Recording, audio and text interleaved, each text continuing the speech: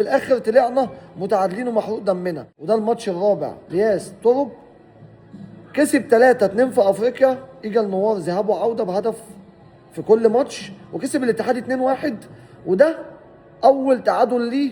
بس احنا مش هنشيله الليله. لعيبه الاهلي غاويه تحرق دمنا، وهو ده الطبيعي بتاعها، ان هي تتعب لما احنا نقول ركبنا الصداره وامشوا عدل، عشان انتوا كلعيبه ليكوا اسامي تقيله جدا في الملعب، ما بتوروناش ده في الملعب، وما بنشوفش الحماس ولا الاستقتال.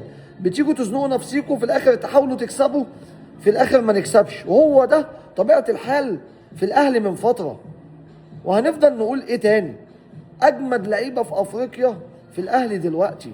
هننتظر ايه؟ خصوصا ان انت داخل على بطوله مهمه، السوبر المصري في بدايه شهر 11، وعندك الماتش الجاي المصري، ماتش مصيري، ولازم تفوق نفسك، عشان الماتش ده هيأثر عليك نفسيا ومعنويا لما تلاعب سيراميكا اللي هو اول الدوري.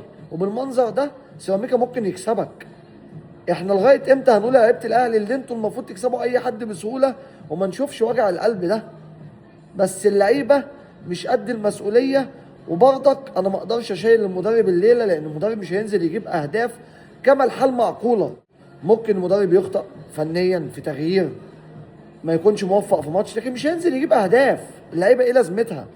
هتيجي تضيع لي 40 كوره ونيجي نشيل المدرب الليله؟ وايه لازمته يا عم وليد صلاح الدين ان انت تعترض على محمود بسيوني حتى لو عنده اخطاء؟ ما لعيبتك ضيعت يا عم الماتش. ايه لازمتها نطلع شكلنا بالمنظر ده؟ اول ما اشوفك متعصب كده يا عم وليد.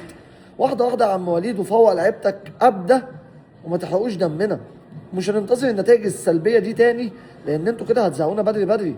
وغيروا الريتم، واعرفوا ان انتوا لعيبه اسامي كبيره ما ينفعش نشوفها بالمنظر ده. بجد مش هننتظر العك ده تاني، لان انا بقولها لك بالمنظر ده لو رحت السوبر المصري هتخرج من سيراميكا من بابها هنتزحلق. فطبعا بنقول ماتش وقفلنا صفحته. ماتش المصري يعتبر ماتش مصيري، هيرجعك للمنافسه وللصداره لو سيراميكا اتكعبلت، لان بيراميدز ما لعبش غير 8 ماتشات، فاضل له 3 ماتشات وهو دلوقتي 17 نقطه.